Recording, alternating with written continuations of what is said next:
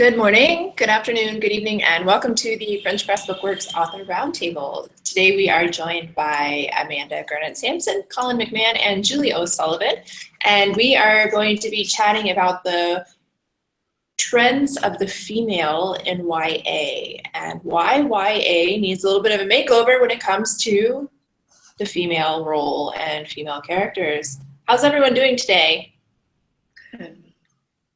Good. Thank you. Great. So since we're going to be talking quite a bit about books, we're going to, I imagine in this conversation, talk about books that we're either reading or recently read. So I'm not going to go down the line today and ask what you're currently reading. We'll save that next week. But I thought it would be appropriate, and this is really interesting, today's etymology word of the day is danger. This could be a dangerous topic. So we talked about this last week. So this comes from this amazing book called Word Origins, because words are fascinating. So danger means to be ruled by a master in all actuality. So this says that danger is a word that has strangely changed its meaning. Danger now means to be exposed to harm or injury, but in olden days, it meant to be in someone else's power. As a pensioner wrote in 1461 to his patron, I am greatly in your danger and debt for my pension. It's very interesting.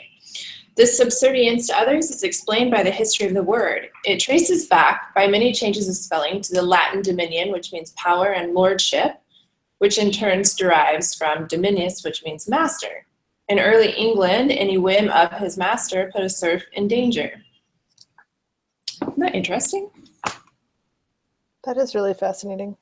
Yeah. I thought that was a really appropriate word today because as we're talking about YA, a lot of the female characters we're going to be talking about are fitting of both sides of the word danger.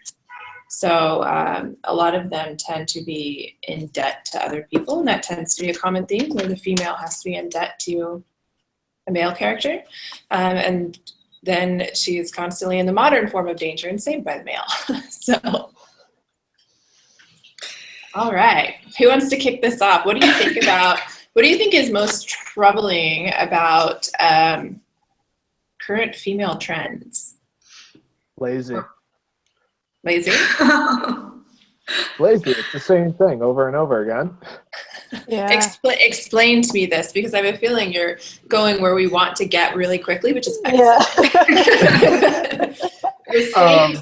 The same thing over and over again. What are we seeing over and over and over again? We're seeing a female protagonist, usually socially awkward, very emotionally disconnected. And because she has this weakness in her emotional area, she gets involved in multiple relationships at the same time. Hey, yeah. Be careful. You are describing my childhood. Whoa.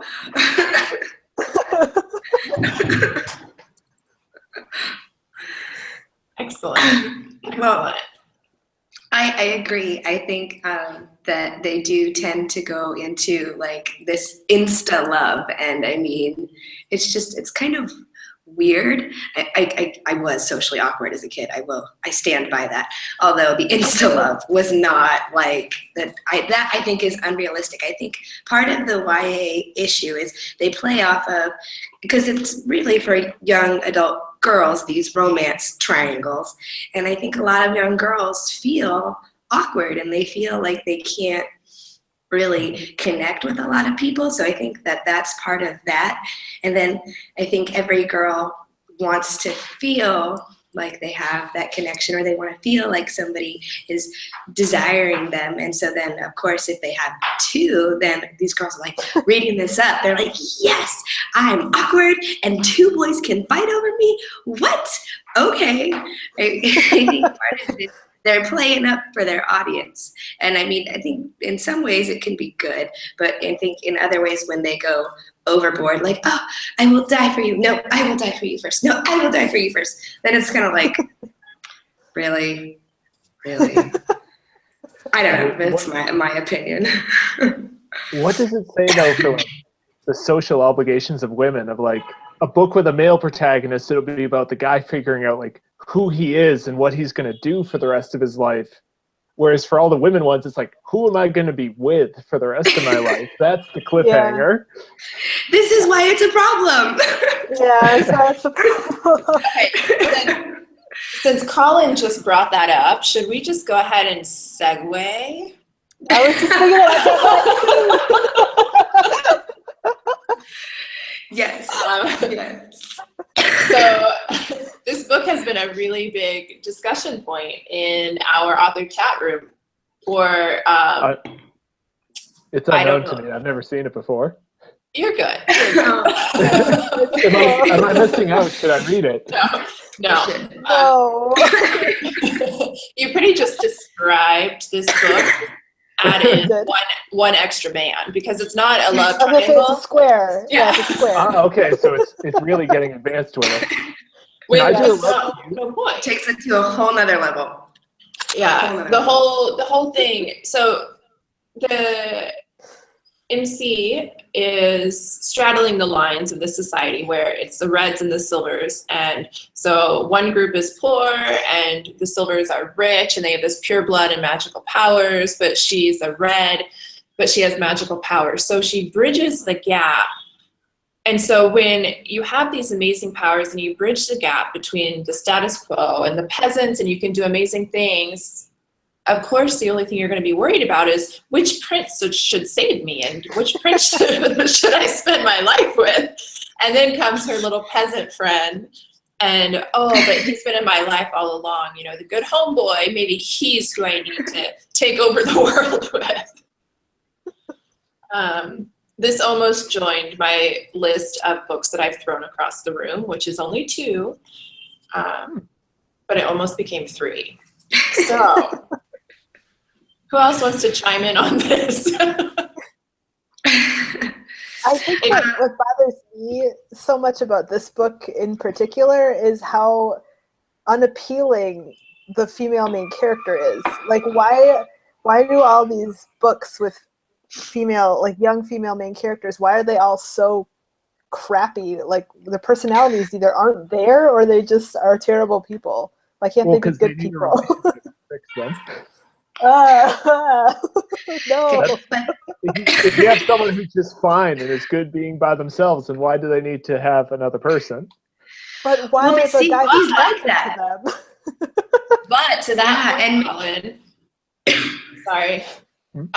What I No, was you're good. when you said that, Colin, is if a girl is fine being by herself, why does she need another person? It can be done well. Hence, Right. Eleanor and Park, Mhm. which is one of the first times where I thought, oh my God, Rainbow Rowell gets it. Like, it's okay to have a love story, but to create interesting characters. So if it can be done, why is it not being done? And why are we continuing to buy this? So, like, another series that I was so excited for was The Dorothy Must Die, because I love everything from the original Wizard of Oz writings. And I'm, as a child, was just completely into Baum's world that he created, and his original writings were so great. So when Danielle Page came out with this, and she was a television series writer, I believe, I thought, oh, this is going to be great.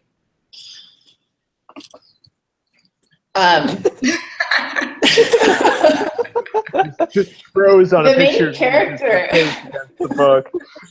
Oh, that was me actually freezing. That was my mannequin challenge. The main character, right, where she's so insecure and she's white trash, and I don't mean that she actually says that. That's her identity. So she's Self-aware. insecure. Yeah, and she talks about how being white trash is part of her identity, and this who she's been in school, and then she ends up in Oz trying to find Dorothy to kill Dorothy. But the whole time, like, she's so weak. Why do they have to be weak, and why do they have to be given a mission? Like, I want to see another Katniss. But even Katniss was very emotionally unavailable, and even she had a love triangle. But it wasn't a main thread. It wasn't. Or was No, it? no. Yeah, The movies played that they up. really, Yeah, the movies really played up the love triangle. Yeah, I mean, I brought that one too. yeah, I've got all three, so there you go. Yeah. Oh, nice. Awesome. I'm sadly So- lacking in the book department. I have a Kindle, and it's really not as, like exciting to be like, Kindle. So sorry. Let me go through my library. Sorry. I was kind of sorry, Julie. So why do you think it's supposed to make the books maybe more androgynous if we give the female character insecurities? Because it feeds into like what a teen is. The girl has to be awkward. She has to have crushes on men. And I'm thinking about like Judy Blume. She used to write YA to help like girls grow, and we haven't seen any of that in a while. And maybe it's been so long since I've read Judy Blume, but a lot of her books were about like sisterhood and female empowerment for young girls, and they weren't about the girls rushing out and finding a man all the time. It was about them exploring life and trying to figure life out. And now we're just stuck with a bunch of girls who can't make it happen unless they find a man. Like, has anyone read this one, Finding Audrey? I have not. Okay, so the main character was bullied at school to the point that she had to leave school and has insane panic attacks that keep her locked in her room. And does anyone want to take a guess over how she overcomes her panic attacks? A boy. tell me. And goes out in public again. She's saved by the boy, her brother's friend, and he takes her to Starbucks of all places to confront her demon. So not only is it a boy that saves her, but he saves her at Starbucks. Well, I that's mean, coffee is magical. So Pretty basic. I mean, is this really so prolific, or is it just prolific among best-selling books? Why is this what sells? That's a good question. And our moderator has now just changed to Colin. He's going to be asking the good Sorry. questions from here on I was out. just thinking out loud. I didn't mean to take over. No, that's excellent, because I was like, how am I going to, sometimes I'm kind of like, okay, how am I going to take this forward? So Colin asked the excellent question, and he's going to run with it from now on. It's your show. Your show. No, not today. That's excellent. So how do we change it? Do we change it with our dollars? Do we talk to the authors? Why is this so prolific? It sells, and they're writers. I know writers are in it for the writing, but I think the big publishing companies are in it for the dollars, and they know what sells. And for whatever reason, you saw it in the Hunger Games. With the book, it was the love triangle wasn't as big of a focus, but then as soon as it got that movie deal, all of a sudden it's Gail or Peta, because that's what people like to see. And I think, a lot of it is, like Colin said earlier, people are taking the easy way out because they know that's what sells. And I don't really know how to combat that. I will say my book has a bit of a love triangle, but it's really not a big part. What I'm working on has a bit of one too. So are we all part of the problem, or is it just mine will be done well? Done well, thank you. Yes. My character, she does start off as, I won't say weak, but she does start off as not quite as sure of herself. But a big part of my book is her finding herself, and she does it without the boys. They just kind of are along for the ride because they realize how awesome she is. And that's the other thing. Like in Red Queen, Mare, she was terrible. Like, she was just awful. And I think that's what made the love triangle or square so unbelievable, was because it wasn't like she was this fascinating, amazing creature that you're just like, oh my gosh, I need to be with her. She was miserable. And so it's just like, okay, wait, so she doesn't like anybody. She's mean. She's cranky. Like, she's all of these things, but these guys just keep throwing themselves at her. What? I think what we were trying, yeah. mean- I read one review on Goodreads of Red Queen that really kind of like laid it out for me. Was they liked her because she was special. Like they didn't care about her personality. They liked her because she was different from everyone else. And the reviewer was like, if you want to read about a special girl, read Throne of Glass. Forget Red Queen and read Throne of Glass. I was like, oh. But There you go. it was kind of like a glass shattering moment. Like I was like, oh. That makes more sense. Yeah. Do you think that this happens and writers write this way because it's what sells, or do you think it's what sells because it's what's available? I think to push on the market is a huge risk. And so of course there's formulas that they want to follow, but if people just kind of started bucking the trend, do you think it would change anything, or do you think the literary agents and editors powers that be would be like, add that extra love triangle in there, back to formula? I don't know.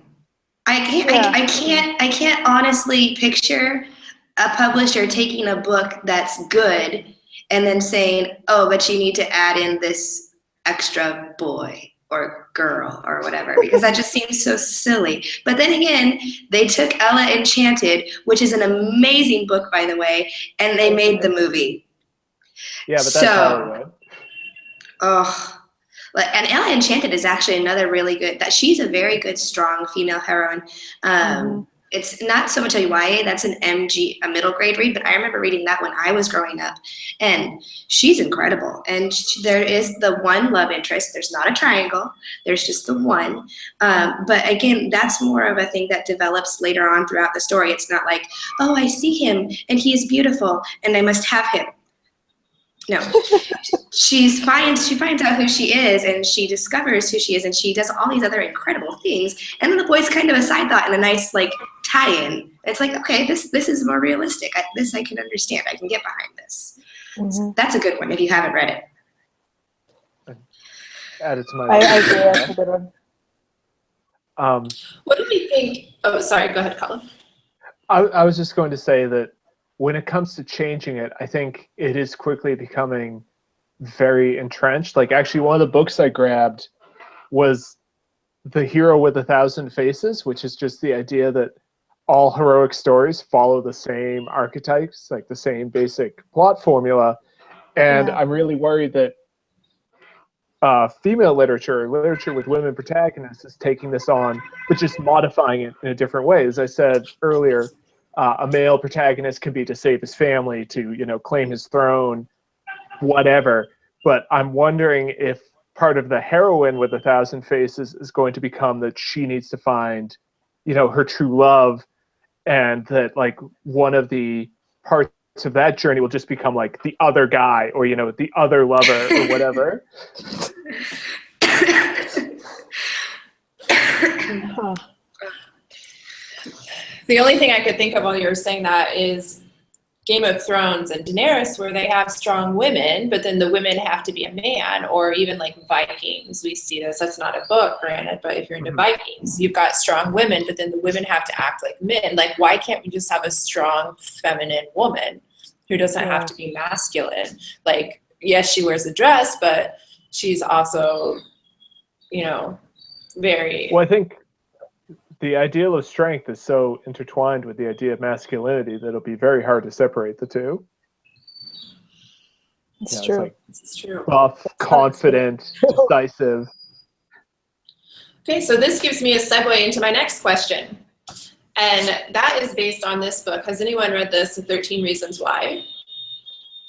Mm-mm. All right. So this book completely tore me apart and also really frustrated me. And the Daily Mail, which of course is not necessarily a source to quote, but they said that it's an impressive debut about friendship, sexuality, and honesty. So when I saw that, I thought, oh, great, this is going to be a book that's going to break the YA boundaries. The main character, Hannah, leaves a trail of 13 tapes for people to read or people to listen to explain why that person contributed to her suicide. And it's all Happy. men that have like made fun of her or chided her, or people that she had a crush on, I believe. And I found this book to be so dangerous, and I didn't find it to be an impressive debut about friendship, sexuality, or honesty. And I felt like this is something that could influence teenagers to not only commit suicide, to not only not talk about people because nobody saw it coming. So if they are having an issue, to not talk to somebody. And it also sets up, again, why a woman's role is to explain everything that she does. Like, she commits suicide and then she has to explain to people why they pushed her to that edge. And this is YA. So this really troubled me. So the question that this book is leading into is, how are these plot lines influencing our young women? Because they're reading this, and you read books to identify. So what do we think about the dangers in YA and with these characters written this way? I don't know. That's really scary, though. That, Yeah, I like, was just when you thinking were, that. That's really scary. it's just scary. I mean, I don't think we should, at the same time, like, the artist, you know, I know I'm going to play devil's advocate a little bit here, but I'm never on the side that the artist has any responsibility, you know. The man who shot John Lennon put down a copy of Catcher in the Rye and said, "This is why I did it." But Catcher in the Rye did not make him shoot John Lennon. Yeah. You know. Yeah. That's I agree fair. with that. I agree think with that book sounds like it's enforcing a lot of negative stereotypes, you know, about, like, as you said, don't talk about your mental illness. And it's all because of men. It's like, you weren't worth anything to these guys, so off yourself. Yeah, it's terrible. And to be fair, it does have a Q&A in it, and it does have something that says if you're feeling like you're, you know, like one of the disclaimers to get help, which is good. But then with all of the other women that we've kind of talked about so far, and again, like Colin says, the artist is not responsible, but at the same time, our young women are reading these books to find something to identify with. And when they get older, like, I can look back and say, oh, I grew up on Judy Blume and she influenced my life. And these young girls are going to be saying, oh, I grew up and I identified with Mare from the Red Queen, or, you know, what are... Can I ask a question? Yeah. Poor girls. Poor girls. Yeah, Can I ask a question? absolutely. Which do you think is the worst lesson? Kill yourself because no guy likes you, or the only way to validate yourself is with a boyfriend? I think those are both the same. Like, I mean, I know it sounds really weird, but I feel like Red Queen and actually that other book, 13 Reasons, they're the same problem. She's killed herself because these boys didn't like her. It didn't show her coping with her problems. She just wrote him a tape and said, hey, this is your fault that I'm dead, and it's because you didn't like me. So, I mean, it's the same problem. It's just shown in a very different way. What we need maybe this girl who has this love triangle and then says, you know what, I don't have time for either of you. Or maybe this girl who sees a love triangle with her best friend and is like, this is stupid, I don't need this crap. Like, but it's just, whether it's the boys are fighting over the girl and she has to decide, or the boys say they don't like her so the girl is sad, it still puts all of the validation of this girl in whether or not boys find her appealing, which is garbage. With YA, the validation of the female main character is almost always in somebody else's hands right now. Why can't the validation and her coming of age story be within her own hand? Like, where is this book? Like, a book has to be out there like this. But Hermione was amazing. Why can't we have like more Hermiones? And you look at books like Percy Jackson or even the Maze Runner, and all the boys get to come of age in a way that emasculates or, increases their masculinity. And then women in literature aren't getting that chance for self-validation. I keep thinking about, have any of you read any Sarah Dessen? Mm-mm. Oh, I own every single one of her books. I brought one of them from my shelf. I want to read these, I think. Yeah. We'll see. I really like them. There is a lot of where other people have to validate the female characters, but all the main characters are young females, and all of them kind of go through their own journey. And in every single book except for one, I think, there is a love interest that they end up with at the end, but it's more of like almost like a side plot. Like all of them are about friendship and about family and like finding themselves. But they're the only, because you're talking about growing up on Judy Blume. I grew up on Sarah Dessen, and she was the one that sort of taught me that, like, sure, guys are cool, but you have to find yourself in these other ways. And as soon as you find yourself, that's when other people will love you, which maybe isn't the best message either, but it's better than some of these other ones. Right. But I think that it is a good message. Like, you need to know who you are before you, right? Like, yeah, I mean, that's how I grew up. That's what I thought. Yeah. I was going to say books may be slacking off, but Disney really killed it with Moana. I mean, that was finally a story about Frozen. a woman coming of age on her own with no love interest. Yeah. Frozen was good too. Moana? Frozen kind of has a lot of her just getting on that carriage and the guy will take care of everything from now on. But Elsa, though, and Anna does, yes. But Elsa is awesome. I love Elsa, and I like the Let It Go song. So, but that's a really it's not good karaoke song. night. So, but then I do like too how Disney kind of pokes fun at it too. And I read an article about it and how Disney kind of, there's that line where Kristoff is freaking out. He's like, "You're engaged to a guy you just met," and he's like, and so it was kind of funny because the article was like, Disney's finally poking fun at this trope where they meet and they see each other across the room and they're automatically soulmates, which I found refreshing. So Anna she's kind of crazy, but I do like the message that Frozen gives. It could be because of my 4-year-old though, so I might be biased. I'm probably going to get shot for this, but even that comment that you just said, Julie, reminded me of Les Mis. And look at how much, even in Les Mis, with instant love and the woman just being so weak for the man. So it's definitely not a new problem. But what can we do as authors or just general book fiends? What can we do to influence the trends and encourage?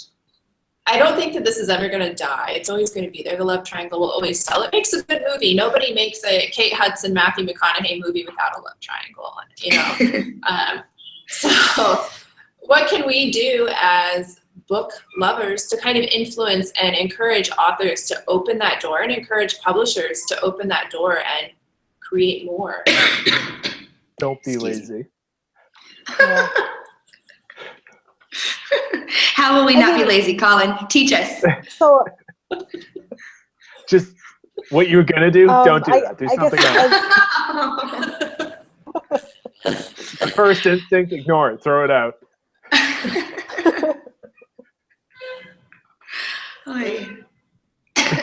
I was just I'm sorry, I have this cough. Everyone's sick. Oh, I was just going to say, as readers, I think something that we have to do is into more smaller publishers, sort of like ours, and other ones about this size that are probably going to take more risks. And I mean, I would think that the indie publishers would probably break new trends before the big ones, just because that's how everything works. Like the big five or whatever aren't going to take any risks until they know that it might sell, like that there's an interest in smaller markets. I think as readers, we have to do research and find these smaller presses that are kind of breaking the boundaries of this problem. And then the more you buy that, the more the big publishers, I would hope, would kind of see that the trends are changing and take bigger risks. And then as writers, we have to write the stories we want to read.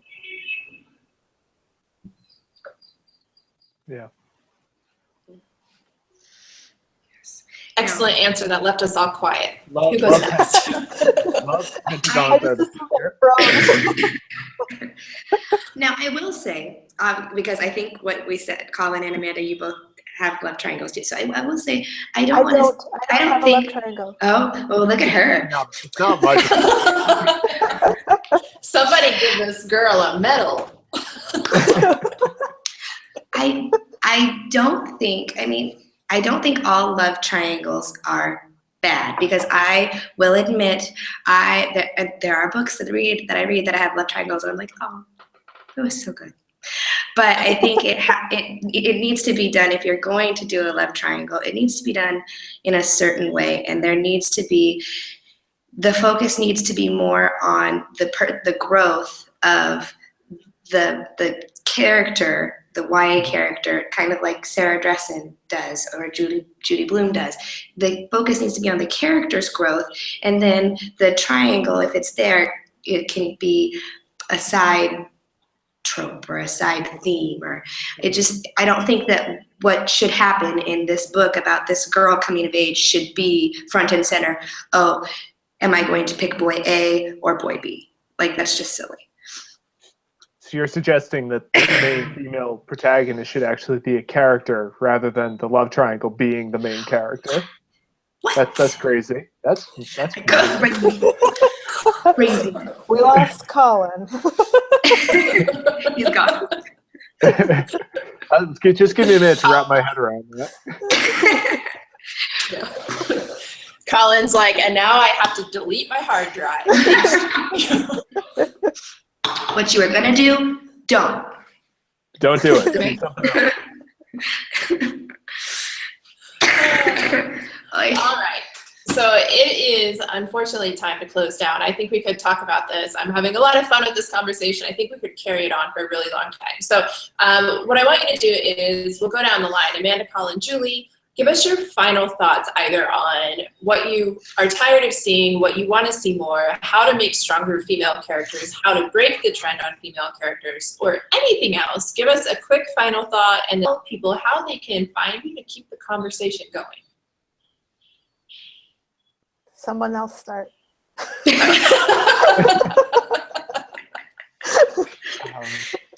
Colin, it's you. Okay, all right. For writers, women are people. Just treat a woman. Here's an idea. Treat a female character like you would a male character. Give them multiple thoughts, dimensions. Maybe she needs to, do something for the family. Maybe she needs to get her memory back. Maybe she needs to just make her fortune. That's fine. It doesn't need a romance. Just trust that she'll be interesting enough to be interesting on her own. And for readers, use the library. Don't pay for things like, stop buying all of these mainstream books right away. Libraries are great. It's free. You can still read it. If you love it, you can buy it and brag to your friends, but use libraries first. Okay. That's good. Okay. Actually, Colin, your thought gave me an idea too. And I think part of the love triangle, right? Like, I think part of the love triangle issue is with the characters. I think maybe sometimes these love interests, or the edges of the triangle, if you will, I feel sometimes they're not very developed either, though, because they're just there to be the one who's pursuing the girl.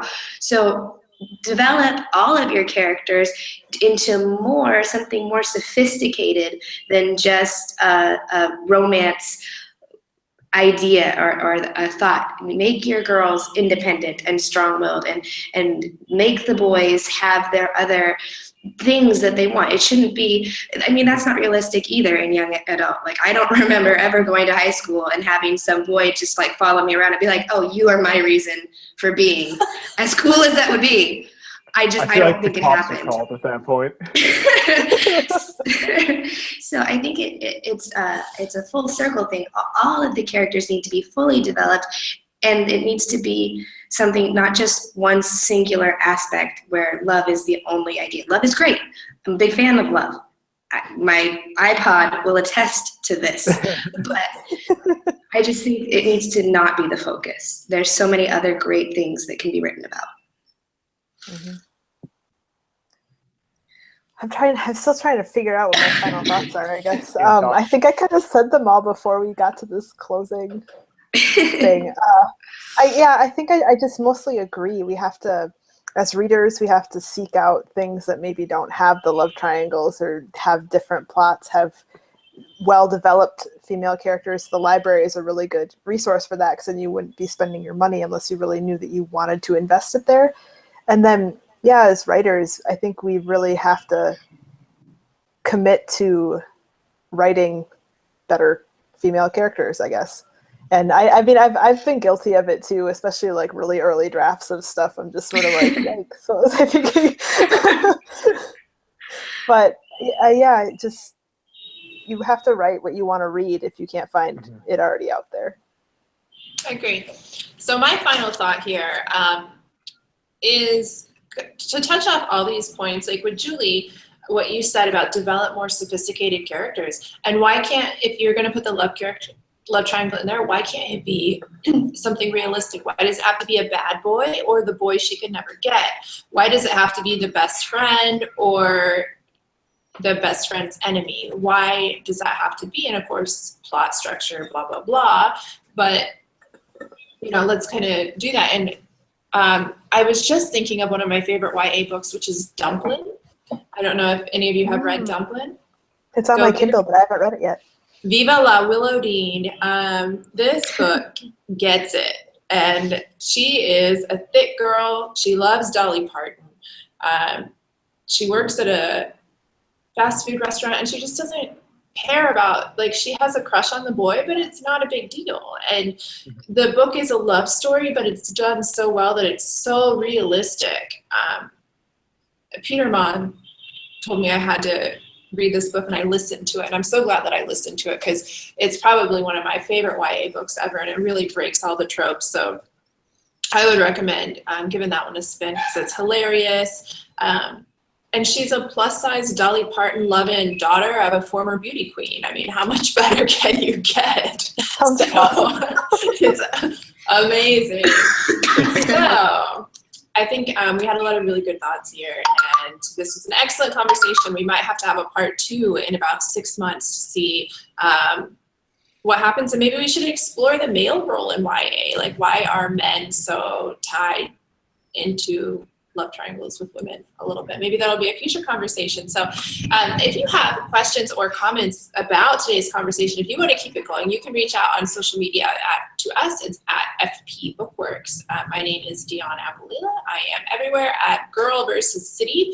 Website is girlversuscity.com. Our main website is frenchpressbookworks.com. And now we're going to let the panelists tell you how you can find them to keep the conversation going.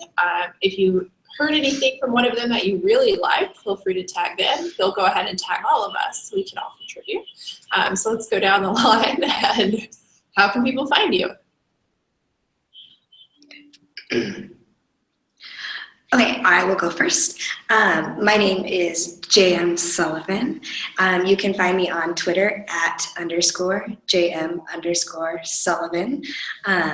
I love Twitter. I'm a big fan. So send me GIFs or GIFs or however the heck you say it. Send me snarky tweets, send me pictures, send me whatever you want. I love them.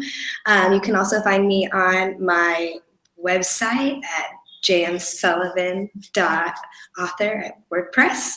And then you can also find me on Instagram, although if you don't like pictures of cats or cute kids, may not be the best idea, because it tends to be what I make. So, but I'd love to see you. Okay, cool. I can I'm go. Colin McMahon. Okay, go ahead, Colin. Go ahead, Amanda. Go ahead. Okay, I'm pretty much everywhere at Amanda Marie GH. That's Twitter, Instagram. Actually, it's mostly just those two, I guess. And my tweets are kind of all over the place. I always live tweet The Bachelor, so you can enjoy that. And my Instagram's mostly pictures of my dogs. But I have 2 different blogs going. I have my regular author blog at browneyed20something.com, and I'm doing the Diverse Lady Book Project at diverseladybookproject.tumblr.com. Now, Amanda, real quick, we should mention this in the 6-month conversation, because I'm pretty sure The Bachelor is like the ultimate love triangle. That's that's it's so like true. a love. That's like a love baker's dozen. Yeah, like 20-sided dice. That's like that's like love a 20.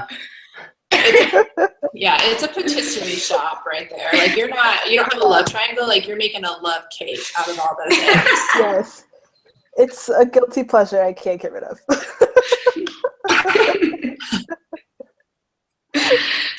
Okay, sorry, Colin, go ahead. Sure. Okay, I'll wrap it up. I'm Colin McMahon. You can follow me on Twitter at Colin P. McMahon. I talk about books, virtual reality, just things that don't have to do with the world. And feel free to go on my blog, colinmcmahonauthor.com. I will probably actually write a blog post on this tomorrow, or expanding on this. So you can check that out. Cool. Love it. All right. Well, thank you all for the very entertaining morning for me. I hope that it is a very entertaining night for you and a morning for you, Miss Julie. So we will see you guys next week, Thursday morning, 9:30 p.m. EST. You can check us out, FrenchPressBookWorks.com/author-roundtable if you want to get in on a future episode or recommend something you want our author panel to chat about. So thanks again for the chat, and we will see you guys next week. Yeah, no problem. Bye. Bye, guys. Great talking to you. Don't write it.